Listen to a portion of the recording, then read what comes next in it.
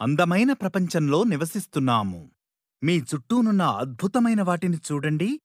ముందుగా ఇదంతా ఎలా ప్రారంభమైనదని బైబిలు చెబుతుందో చూద్దాం. మొదట్లో దేవుడు ఆకాశములను భూమిని సృజించెను.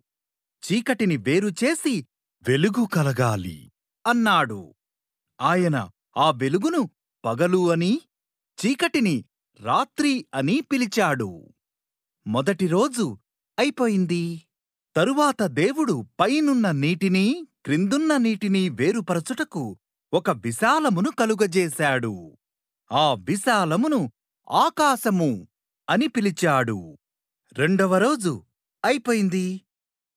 దేవుడు నీటినంతా ఒక్కచోటికి చేర్చాడు. అప్పుడు ఆరిన నేల కనిపించింది. ఆయన ఆ నేలను భూమి అని, నీటిని సముద్రములు అని పిలిచాడు. తరువాత ఆయన గడ్డి, ధాన్యము మరియు పండ్లనిచ్చే చెట్లు చేశాడు. మూడవ రోజు అయిపోయింది. దేవుడు నీటిలో ఈదుటకు చేపలను, ఆకాశములో ఎగురుటకు పక్షులను చేశాడు. పిల్లలను పుట్టించండి, నీటిలో ఆడండి, పాటలతో నింపండి అని ఆయన వాటితో చెప్పాడు. ఐదవ రోజు అయిపోయింది. తరువాత దేవుడు జంతువులను చేశాడు.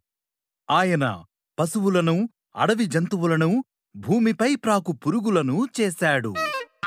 అన్నిటికంటే విశేషమైనది ఇంకొకటి చెయ్యాలి అన్నాడు దేవుడు. కాబట్టి దేవుడు పురుషుని, స్త్రీని తన రూపములో చేశాడు.